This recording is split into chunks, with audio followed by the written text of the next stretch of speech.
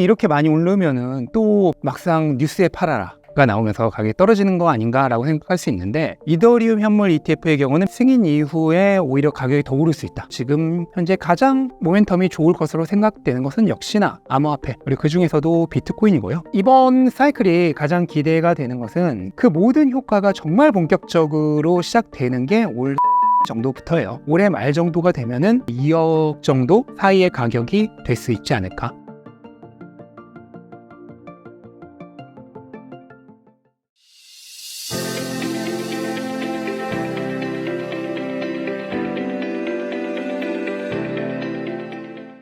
네, 안녕하세요. 저는 유튜브 채널 멘탈이 전부다를 통해 투자에 관한 얘기를 하고 있는 철영이라고 합니다. 반갑습니다. 이더리움이 거의 20% 가까이 급등하면서 500만 원을 찍었습니다. 이번 급등의 원인은 무엇인가요? 네, 지금 이더리움이 한 이틀 새 20%가 넘게 올랐죠. 한 26% 정도가 올랐는데 이유는 하나예요. 현물 ETF 승인 관련된 이슈 때문이거든요. 올해 초에 비트코인 현물 ETF가 승인되고 나서 가격이 많이 올랐잖아요. 그 이후에 이더리움 현물 ETF 승인에 대한 움직임이 있었는데, 대부분의 전문가들이 거부될 것으로 생각을 했어요. 왜냐면 그때 SEC가 비트코인 현물 ETF를 승인해 줄 때도 정말 마지못해 승인하는 듯한 분위기가 굉장히 강했고, 최근까지도 이더리움에 대해서 아직 증권성 시비에서 100% 면죄부를 주진 않았었거든요. 그런 여러 가지 여건들을 감안했을 때 이더리움 현물 ETF가 비트코인이 승인된 지 반년도 채 안 돼서 또 승인될 거다라는 거는 조금 의문이 있었거든요. 그래서 저도 좀 부정적으로 생각을 했고, 실제로 대부분의 전문가들도 8, 90%는 안 될 것이다 라고 예상을 하고 있었는데, 갑자기 하루아침에 분위기가 180도 바뀌었죠. 이 ETF 관련돼서 최고 전문가라고 불리는 분들이 있어요. 제임스 A 파트너, 그 다음에 에릭 발추나스 같은 분들이 있는데, 이분들이 이더리움 현물 ETF 승인 가능성을 25% 이하로 보고 있다가 갑자기 75% 정도로 3배 정도 뻥튀기 확 올려버립니다. 근데 그렇게 올린 이유가 이제 SEC 내부 정보통을 통해서 SEC가 이더리움 현물 ETF 승인을 해주는 방향으로 움직이고 있다라는 그런 소식이 들리기 시작했어요. 실제로 로이터나 베런스 같은 유력 정보지들도 마찬가지로 본인들의 소식통을 통해서 같은 내용을 확인을 했고, 그렇기 때문에 그런 움직임이 있는 것은 사실일 테고요. 그래서 이 이더리움 현물 ETF가 승인될 가능성이 갑자기 크게 부각되면서 가격이 오르고 있다라고 보면 될 것 같습니다. 이더리움의 ETF 승인 여부에 따라서 앞으로 가격 흐름은 어떻게 될 것으로 보시나요? 이미 이 소식이 발표되고 나서 정확히 지금 제가 촬영하는 시점 기준으로 한 26% 정도가 올랐거든요. 근데 이렇게 많이 오르면은 또 막상 뉴스에 팔아라가 나오면서 가격이 떨어지는 거 아닌가라고 생각할 수 있는데, 저는 개인적으로 지난 비트코인 현물 ETF 때와는 조금 흐름이 다를 거라고 생각해요. 비트코인 현물 ETF는 이미 몇 달 전부터 승인 가능성이 굉장히 높게 점쳐졌고, 승인을 앞두고서는 거의 100% 가깝게 사람들이 확신을 하고 있는 상황이었거든요. 그래서 실제로 현물 ETF 승인되기 전에 3달 동안 가격이 2배 정도 올랐었어요. 그리고 나서 승인이 딱 되니까 어떻게 됐냐면 가격이 갑자기 20% 가까이 확 떨어졌죠. 그리고 나서 이제 바닥을 찍고 다시 가격이 올랐는데요. 이더리움 같은 경우는 조금 경우가 다르다고 생각합니다. 이더리움은 그동안 계속해서 비트코인 대비 상대적으로 성적이 안 좋았어요. 또 심지어 자기 밑에 있는 체급이 좀 낮은 알트코인들, 대표적으로 솔라나나 심지어 바이낸스 코인에게조차도 성적이 밀리고 있었거든요. 그러니까 앞뒤로 껴가지고 이번 시즌에서 어떻게 보면 약간 소외된 코인이었어요. 굉장히 성적이 안 좋았었는데, 이번 소식으로 가격이 급등했다고는 하지만 여전히 다른 코인들 대비해서 성적이 그렇게 그동안 안 좋았던 것을 다 만회할 정도는 아니에요. 그리고 아직까지도 이더리움 현물 ETF는 비트코인 당시보다는 조금 가능성이 낮게 점쳐지고 있고, 그러니까 100%가 아니란 거죠. 그런 모든 점을 감안을 했을 때 이더리움 현물 ETF의 경우는 비트코인과는 다르게 승인 이후에 오히려 가격이 더 오를 수 있다라는 조금 짐작이죠. 정확하게 어떻게 될지는 몰라요. 제 개인적인 추측으로는 좀 그렇게 생각을 하고 있고, 다만 그 후의 양상도 달라질 수가 있는데요. 비트코인 승인 직후에 한번 뉴스에 팔아라가 나와서 가격이 쫙 빠진 이후에 이제 현물 ETF가 제대로 돌아가기 시작하면서 기관들의 자금이 물밀듯이 들어와요. 그래서 한 2달 만에 100억 달러가 넘는 정도의 자금이 들어오면서 또 가격이 거기서부터 거의 2배 가까이 올랐었거든요. 90%가 올랐는데, 이더리움 같은 경우에 조금 불안한 게 뭐냐면 기관들이 비트코인 때만큼 관심이 있을 것인가 하는 부분에 조금 불안감이 있는 게 사실이에요. 그래서 만약에 시장이 기대했던 것만큼 자금이 들어오지 않는다라고 하면은 비트코인과는 다르게 오히려 현물 ETF 승인 이후의 가격 흐름이 생각보다 조금 별로일 가능성도 있다. 그러니까 비트코인과는 어떻게 보면 정반대인 거죠. 비트코인은 승인 전까지 오르다가 승인 이후에 한번 떨어졌다가 그 다음에 쫙 다시 올랐고, 이더리움은 승인 직후에는 오히려 비트코인과는 다르게 더 올랐다가 그 이후에 약간 실망감이나 뉴스에 팔아라가 한 타이밍 늦게 나오면서 오히려 조금 빠질 수도 있지 않을까라고 생각합니다. 근데 그래봤자 뭐 한 몇 개월 정도의 단기적인 예측일 뿐이고요. 중장기적으로는 결국은 비트코인과 함께 이번 암호화폐 시장이 사이클에 타면서 상승 무드로 간다면 결국은 다시 상승을 향해 가겠죠. 이더리움 ETF가 비트코인 가격에는 어떤 영향을 미칠까요? 일각에서는 많이들 우려하는 게 이더리움 현물 ETF가 등장을 하면은 기관들의 자금도 비트코인에게 집중되는 것이 아닌 이더리움에게 좀 분산될 수 있지 않을까. 그래서 약간의 경쟁 구도가 만들어지면서 비트코인 가격에 악영향을 미칠 수 있지 않을까 하는 우려들이 있는데요. 물론 그럴 가능성도 전혀 배제할 수는 없지만은 저는 그런 가능성보다는 오히려 서로 시너지 효과를 발생시켜서 상승 효과를 일으킬 가능성 쪽이 조금 더 크다고 생각을 합니다. 실제로 이번 이더리움 소식이 나오고 나서 비트코인이 바로 7만 달러를 넘었거든요. 하루 만에 비트코인도 거의 10% 가까이 올랐었어요. 지금은 약간의 차익 실현이 나오고 있지만 어쨌든 소식 발표 당시에는 비트코인도 10% 가까이 상승을 했다는 것은 비트코인에게도 결코 나쁜 소식이 아니라는 거죠. 전반적으로 이 암호화폐 시장에 들어오는 자금의 그럼 유입 규모 자체를 늘릴 수가 있습니다. 암호화폐 시장은 규모가 작아요. 지금 한 2억 6천에서 7천만 달러 정도의 규모인데 지금 미국 주식 1위인 마이크로소프트가 3조 달러가 넘죠. 그러니까 미국 주식 한 개 기업만큼도 안 돼요. 그냥 산업 전체의 시가총액이. 굉장히 시가총액이 작은 자산이란 얘기고, 지금 상품 시장에 자산이 20조 달러 이상이 있고, 그 다음에 주식 시장에는 100조 달러 이상의 자산이 있고, 채권 시장에는 300조 달러 이상의 자산이 있어요. 전체 자산 시장에 있는 자산이 1000조 달러 가까이 됩니다. 근데 암호화폐 시장이 3조 달러가 안 된다는 얘기는 전체 자산 시장의 0.3% 규모조차 안 된다는 거예요. 그럼 이렇게 작은 시장의 경우에는 외부로부터 들어올 수 있는 자금이 무궁무진한 거잖아요. 그러다 보니까 결국 비트코인은 물론이거니와 이더리움까지 가격이 상승 모멘텀을 얻으면서 전반적인 자금 유입의 흐름이 만들어지면은 이 작은 산업으로 들어올 수 있는 돈이, 외부로부터 올 수 있는 돈이 무궁무진하기 때문에 이 외부로부터 자금이 쏠리면서 그냥 시장 전체의 파이가 커지는 그런 선순환 효과를 만들어낼 수 있다고 생각을 해요. 그래서 시너지 효과로 인해서 오히려 비트코인 가격에 도움이 될 것이다 라고 생각을 하고, 만약에 악영향을 미친다면 오히려 비트코인보다는 다른 알트코인들에게 영향을 미칠 수 있는 부분은 있지 않을까라고 생각을 합니다. 이번에 이더리움이 급등하면서 알트코인 불장도 올 가능성이 있을까요? 이제 여기에 대해서 한 두 가지 측면으로 나눠서 생각을 해봐야 되는데요. 수혜를 입을 수 있는 코인이 있을 거고, 반대로 약간 반사효과로 악재로 작용할 수 있는 그런 코인도 있을 거라고 생각을 해요. 이번에 이더리움이 급등하는 동안 조금 피해를 본 코인이 하나 있는데 가장 대표적인 게 솔라나입니다. 솔라나가 지금 가격이 다른 코인들 대비 안 좋거든요. 그 이유가 뭐냐면 이번 사이클에서 솔라나가 약간 지난 사이클에 이더리움의 대체제 역할 같은 걸 좀 했어요. 그래서 지난 비트코인 사이클 3차 반감기 때죠. 그때는 비트코인에 대한 일종의 대안 투자로 알트코인 중에서 이더리움이 가장 각광을 받았었거든요. 근데 지금은 이제 이더리움도 워낙 시가총액이 크고 이렇게 되다 보니까 이더리움도 약간 비트코인화 되어가고 있는 거죠. 그러면서 가격이 많이 상승할 수 있는 대안 투자로 이번에 제시가 됐던 게, 트렌드가 됐던 게 바로 솔라나입니다. 그러면서 솔라나로 많은 자금이 몰리면서 솔라나가 가격이 가장 많이 오른 코인 중에 하나가 되었죠.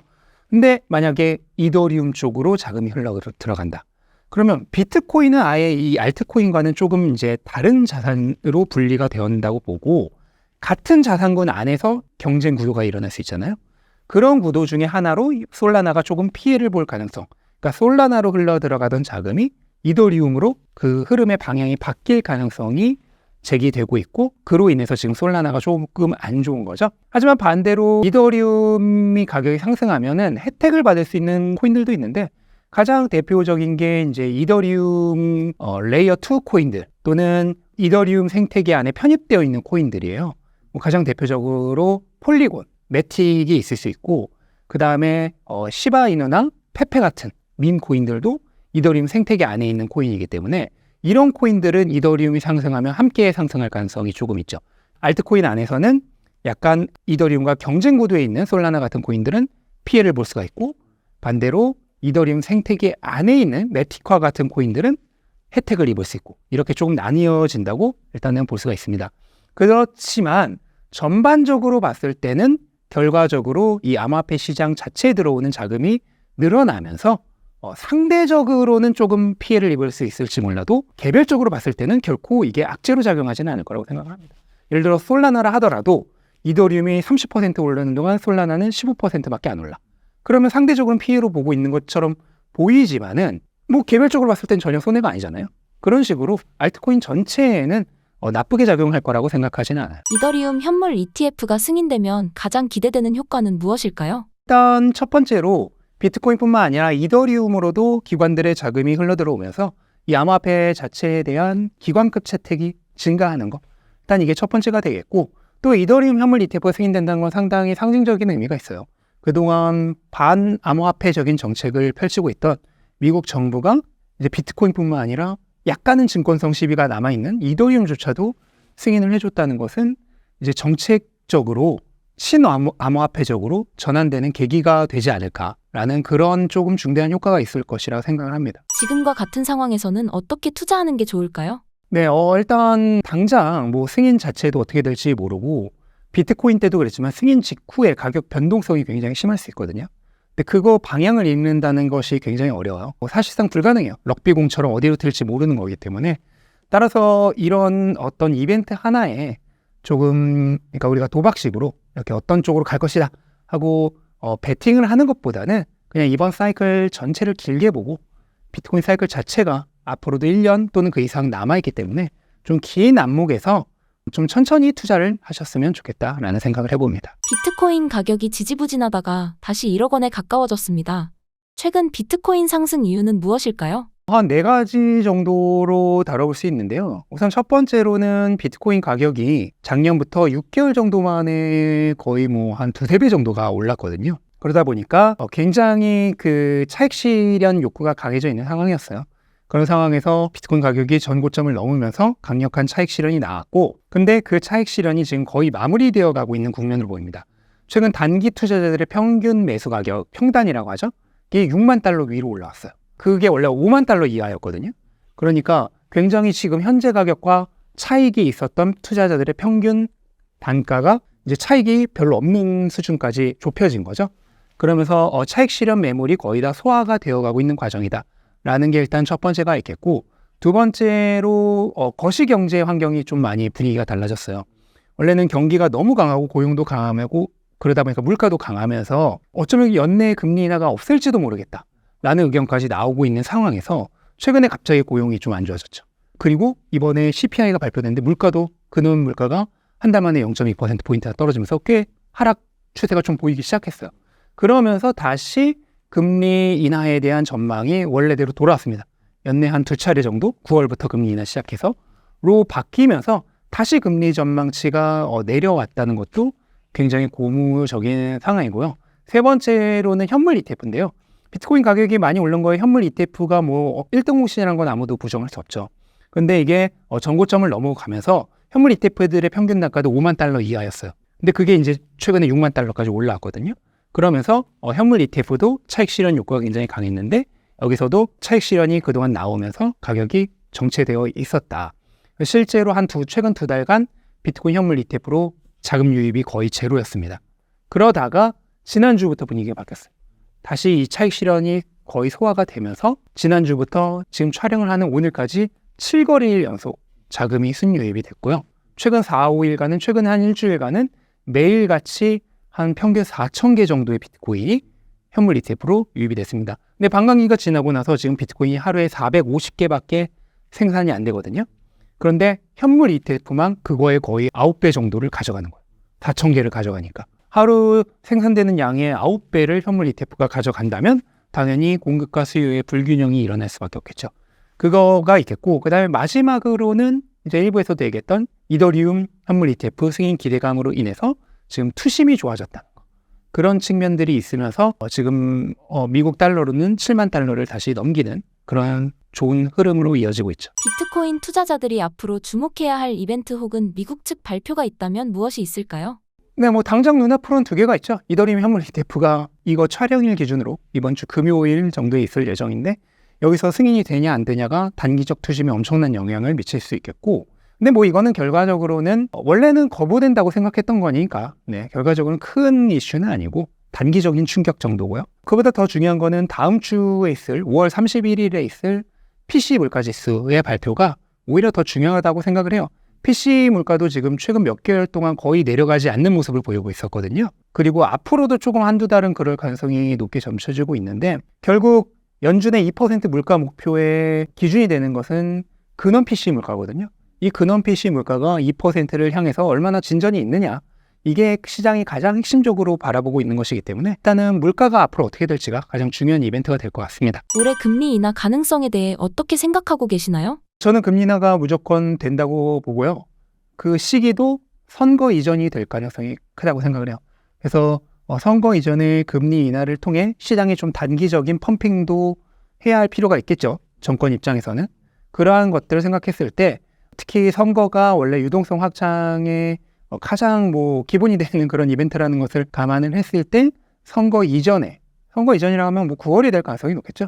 시장 예측대로 9월부터 금리 인하가 시작될 가능성이 가장 높지 않을까라고 예측을 하고 있습니다. 마운트곡스 상환 이슈에 따른 가격 하락론에 대해서 어떻게 생각하시나요? 네, 마운트곡스 악재는 뭐 사실 10년 묵은 악재거든요. 2014년부터 딱 10년 동안 있어왔던 악재인데 저는 개인적으로 여기 크게 생각하지 않습니다. 단기성 노이즈라고 생각을 하고, 물론 이게 이제 상환이 올해 이제 10월 달까지 총 3차례에 걸쳐서 이뤄진다고 하는데 실제로 시작이 되게 되면은 심리적인 그런 악재로 작용할 거라고 생각을 해요. 그래서 이게 마운트곡스 물량이 상환이 되면은 투자자들이 매도를 할 거니까 그로 인해서 가격이 하락이 있지 않을까라고 예상하는 그런 단기 투자자들에 의한 투매가 좀 나올 수 있다.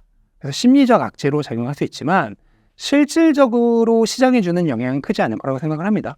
지금 상환 예정인 물량이 비트코인으로 14만 2천 개인데요. 이게 한 번에 다 상환되는 것도 아니고 3차례에 걸쳐 나눠서 상환이 되고, 그럼 뭐 한 번당 뭐 4, 5만 개씩 상환이 된다고 치면은 이게 또 당연히 시장에 바로 다 풀리는 게 아니죠. 뭐 절반 정도는 지금 상승장이 진행되고 있는 과정에서 더 보유하려는 투자자들도 있을 거고요. 그럼 절반 정도 풀린다고 하면 7만 개 정도 풀린다는 건데, 또 당연한 얘기겠지만 그게 하루에 다 풀리는 것도 아니죠. 이 투자자들도 당연히 바보가 아니기 때문에 분할 매도를 통해서 매도를 할 것으로 생각이 되고요. 그러면 지금 비트코인이 하루 거래량이 50만 개에서 100만 개 사이입니다. 그렇게 엄청난 거래량을 가지고 있는 시장인데 7만 개 정도의 물량이 여러 차례 걸쳐서 분할돼서 시장에 나온다? 그게 시장에 주는 영향이 뭐 얼마나 될까? 네, 얼마 전까지 그레이스케일이 비트코인 ETF 승인되고 나서 물량을 풀어낼 때 하루에 4, 5천 개씩 풀었어요. 지금은 그 그레이스케일의 매도가 멈췄거든요. 지금 5거래일 연속 멈춰 있습니다. 그거를 생각해 본다면은 이 마운트곡스 상환 이슈가 시장에 줄 수 있는 영향은 한 그레이스케일이 예전에 한 2주일 정도 팔던 물량 정도 수준이다 라고 생각을 해보면은 실제로 시장에 영향을 주는 것은 거의 없을 것이다, 굉장히 적을 것이다 라고 생각을 하고, 다만 이게 이제 실제로 이슈가 되었을 때 투심 하락에 의한 일시적 단기 투자자들의 투매는 나올 수 있다, 그런 단기성 노이즈 정도다라고 생각을 합니다. 비트코인 외에도 채권, 주식, 금 등 모든 자산의 가치가 증가하고 있습니다. 이 중에서 추천하시는 자산들은 무엇일까요?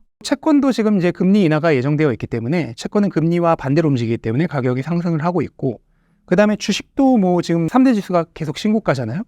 나스닥은 오늘도 신고가를 경신을 했는데 계속 상승하고 있고, 금도 신고가 근처고 은도 신고가 52주 신고가죠.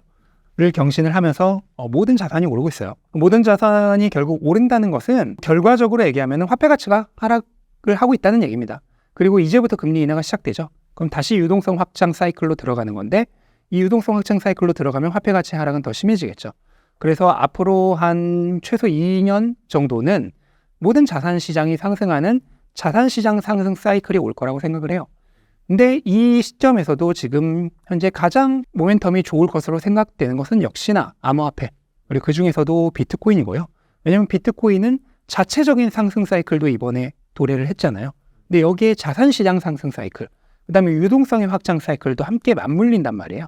그럼 이 모든 것이 맞물리는 일종의 슈퍼 사이클이 발생을 하기 때문에 다른 자산들보다도 훨씬 더 추천을 할 수 있다라고 생각을 하고, 특히나 비트코인은 다른 모든 자산들보다도 유동성의 영향을 가장 많이 받는 자산 중 하나입니다. 왜냐하면 주식 같은 경우에는 유동성만이 가격을 결정하는 요인은 아니거든요. 현금 흐름, 기업의 현금 흐름과 실적이 굉장히 중요한데 비트코인은 그런 거 없죠. 오로지 수요와 공급에 의해서만 가격이 결정되기 때문에 유동성의 영향을 가장 많이 받는 자산이에요. 금도 유동성의 영향을 많이 받는데 금은 비트코인보다 시가총액이 10배 이상 크거든요. 그러다 보니까 비트코인이 훨씬 더 영향을 많이 받아요. 그런 와중에 지금 유동성이 확장 사이클 직전에 있다라는 것을 감안을 한다면은 비트코인에게 가장 큰 혜택이 돌아갈 수 있다라고 생각할 수 있는 것이죠. 앞으로 조정이 계속된다면 남은 조정 기간과 조정폭은 어느 정도 될 것으로 보시나요? 만약에 이더리움 현물 ETF 승인되면서 전반적인 암호화폐 시장의 투심이 좋아진다면 어쩌면 좀 빨리 끝날 수도 있다라고 생각을 합니다. 하지만 뭐 그렇지 않고 조금 더 지연된다고 하면은 기존에도 반감기 이후에 한 두세 달 정도의 조정은 항상 있었거든요. 그것을 감안한다면 이번에 4월에 반감기가 있었죠. 그럼 한 6월까지 조정은 충분히 뭐 염두에 두고 있어도 되지 않을까. 근데 뭐 그 정도다라고 말씀을 드리고 싶습니다. 현재 반감기 이후 모습이 과거의 모습과 얼마나 비슷하게 흘러가고 있나요? 거의 완전히 똑같다라고 보여지고요. 원래 반감기 이전에 가격이 좀 너무 빨리 오르면서 현물 ETF 효과 때문이죠. 그러면서 기존 사이클들과 조금 다르게 간다라는 의견이 굉장히 많았어요. 그래서 실제로 이번 사이클은 원래 사이클보다 한 반년에서 1년 정도 빨리 끝나는 단축 사이클의 가능성이 있었거든요. 근데 지금 한 3달 정도 조정을 받으면서 그 흐름이 다시 바뀌고 있습니다. 지금 상황을 보면은 과거 2차 반감기, 3차 반감기에 반감기 이후 평균 가격 흐름과 거의 똑같아요. 그렇다면은 이번 사이클도 기존 반감기에서 있었던 그런 가격 흐름과 거의 비슷하게 흘러가지 않을까라는 예측이 가능해지고 오히려 그렇다면 지금의 이번 한 3달 정도 되는 조정이 더 고마운 거죠. 예측할 수 없었던, 가보지 않았던 길에서 예측할 수 있는 가봤던 길로 다시 돌아오고 있으니까. 네, 그래서 오히려 저는 이번 몇 달 정도의 조정이 굉장히 긍정적이다라고 해석을 하고 있습니다. 과거와 달리 고금리를 유지 중인 현재 과연 과거와 같은 상승을 기대해도 괜찮을까요? 네, 오히려 더 기대가 되죠. 이 유동성이라고 하는 것은 기본적으로 금리가 낮다고 해서 좋은 게 아니고요. 유동성이 수축되어 있는 상황에서 확장되는 방향으로 나아갈 때 효과가 강력한 것입니다. 예를 들어서 과거 사이클들은 대부분 이제 제로 금리거나 또는 금리가 이제 오르는 상황이었죠. 2차 반감기 같은 경우에는. 그런 경우에는 어떤 문제가 있냐면 이미 제로 금리란 말이에요. 그럼 사람들은 이미 돈을 다 빌렸어요. 돈을 다 빌려 있는 상황이기 때문에 뭐 특별히 유동성 확장의 효과가 없는 겁니다. 근데 이제 우리가 유동성 확장의 효과가 강하게 느껴진 때는 언제냐면 이 유동성이 꽉 조여져 있는 상황, 수축되어 있는 상황, 그러니까 돈을 못 빌리고 있는 상황에서 금리 인하가 이제 막 시작된다 하면서 이제 빌리지 않았던 돈을 빌릴 수 있게 되는 거죠. 이때 유동성 확장의 효과가 발생을 하는 거거든요. 그래서 오히려 과거처럼 앞뒤로 다 제로 금리였던 시기보다 고금리에서 저금리를 향해 서서히 내려가는 지금과 같은 시기가 오히려 자산시장에는 더 크게 호재로 작용할 수 있다라고 보고 있습니다. 올해 말 비트코인 가격 상황은 어떻게 예상하시나요? 비트코인 사이클이라고 하는 것은 과거 사이클들에서 반복되었던 패턴의 운율의 반복이다라고 생각을 하거든요. 근데 매 사이클들이 그 패턴이 미세하게는 다 달라요. 하지만 전반적인 흐름은 비슷하게 간다라는 것을 감안을 해봤을 때 이제 올해 반감기가 시작되고 올해 말이라고 하면 이제 최초 6개월 정도의 시점이 되는데 그 시점은 진짜 상승장을 위한 약간 포석을 짜는 시기거든요. 보통 비트코인 가격이 정말 폭발적으로 오르는 거는 반감기 6개월 후입니다. 그 이전 단계에서는 보통 그 폭발적인 상승을 하기 위한 빌드업을 하는 단계예요. 그래서 이 단계에서는 보통 가격이 많이 올라봐야 한 2배 정도라기 때문에 아마 올해 말 정도가 되면은 과거 사이클들과 비슷하게 흘러간다는 전제 하에서 한 1억 5천만에서 2억 정도 사이의 가격이 될 수 있지 않을까라고 생각을 하고 이제 그 이후부터 본격적인 상승장이 시작이 되는 거죠. 반감기 이후 조심해야 할 구간이 있다면 어디일까요? 그거는 뭐 수시로 옵니다. 과거 사이클들에서도 반감기 이후에도 20% 넘는 조정이 3-4차례 이상씩은 다 있었거든요. 그거를 감안한다면 이번 사이클도 내년까지 뭐 한 4번 정도는 20% 넘는 하락이 더 있을 수 있다. 그러면은 1년 좀 넘는 기간 동안 뭐 4번 정도라고 하면은 뭐 3달에 한 번씩은 올 수 있다는 거잖아요.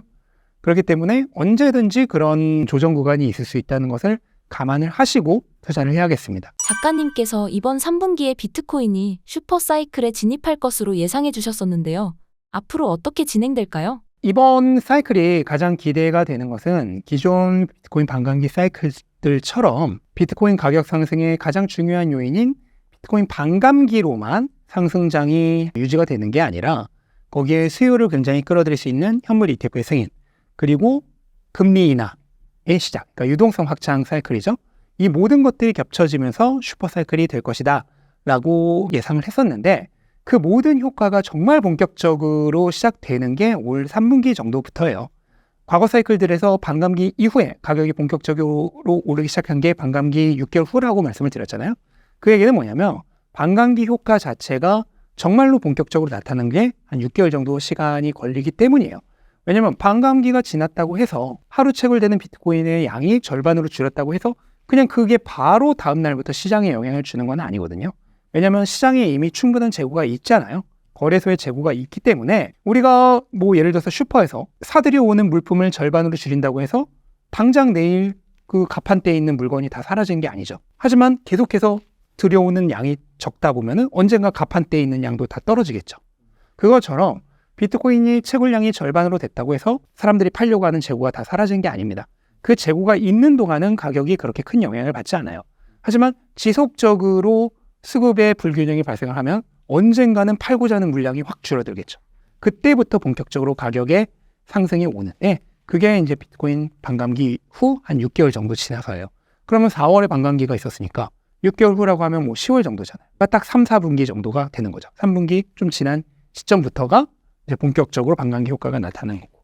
그 다음에 현물 ETF가 승인이 된 이후에 최초 한 2달간 자금이 확 들어오다가 그 이후로 좀 자금 수급이 떨어졌어요. 근데 그렇게 됐던 이유가 뭐냐면 현물 ETF가 승인됐을 때 들어왔던 자금의 80% 이상이 개인 투자자들입니다. 왜 그랬냐면은 기관 투자자들은 기본적으로 자산 평가에 시간이 걸리고 그거를 펀드에 편입하기 위한 자체 심사 기간이 있고 또 SEC의 승인까지 받아야 돼요. 여기에 2개에서 3개 분기 정도의 시간이 걸려요. 그럼 2개에서 3개 분기라고 하면은 1월에 승인이 됐으니까 딱 3분기 이후부터가 되겠죠. 그때부터 본격적인 대형 기관들의 자금 유입이 시작될 수 있는 거거든요. 이제 막 펀드에 비트코인 현물 ETF를 편입시키기 위한 과정을 밟고 있어요. 그런 점을 감안했을 때 정말 큰 대형 기관들의 자금은 2개에서 3개 분기가 지난 3분기 이후부터 들어올 것이다 라고 하면은 현물 ETF의 본격적인 효과도 3분기 이후부터 나타나죠. 그리고 금리 인하가 언제 예정됐을까? 9월부터 예정이 되어 있잖아요. 그러면은 마찬가지로 금리 인하, 유동성 확장 사이클의 시작도 3분기 이후부터. 그럼 이 모든 것들의 본격적인 효과가 발생을 하는 게 올 3분기 또는 그 이후부터 이제 본격적으로 이 효과가 발생이 시작하죠. 그러면서 슈퍼 사이클 구성 요소들의 진정한 힘이 올 3분기 이후부터 발생을 할 것이다 라고 예상을 하고 있는 거죠. 반감기 이후의 등락 과정을 버티지 못하는 투자자분들이 많이 계신 것 같습니다. 투자자분들에게 어떤 조언을 해드리면 좋을까요? 암호화폐 자체가 굉장히 변동성이 큽니다. 네, 그거를 반드시 아셔야 되고요. 올해는 오히려 변동성이 약한 편이에요. 이번 사이클에 지금까지 총 5차례의 20% 정도의 하락이 있었거든요. 근데 과거 사이클들은, 지난 사이클은 그런 하락이 대부분 30% 이상이었고요. 지지난 사이클에서는 40% 이상이었어요. 그러니까 이번 사이클은 오히려 시가총액이 커지면서 변동성이 줄어든 편이고, 하지만 그렇다 하더라도 여전히 뭐 한 20% 정도의 하락은 앞으로도 몇 번씩 계속 있을 수 있다 라는 걸 아예 그냥 전제로 깔아두셨으면 좋겠어요. 그래서 암호화폐 시장은 주식과는 다르게 어떤 실적 같은 것에 의해서 가격이 형성되는 게 아니라 철저하게 수급에 의해서 형성된다. 수급이라고 하는 건 뭔가요? 사고자 하는 사람과 팔고자 하는 사람들의 마음이잖아요. 근데 사람의 마음만큼 변덕이 심한 게 있나요? 없죠. 그러다 보니까 수급에 의해서 가격이 결정되는 암호화폐는 실적에 의해서, 현금 흐름에 의해서 가격이 결정되는 주식보다도 변동성이 더 클 수밖에 없는 거예요. 거기다 시가총액 자체도 굉장히 아직까지는 작은 자산이고, 그러다 보니까 변동성이 앞으로도 굉장히 클 수 있다라고 하는 것을 그냥 기본적 투자 전제로 깔고 투자를 하신다면은, 투자를 하는 동안 이런 일이 일어난다 하더라도 이미 대비를 하고 있었으니까 마음을 먹고 있었잖아요.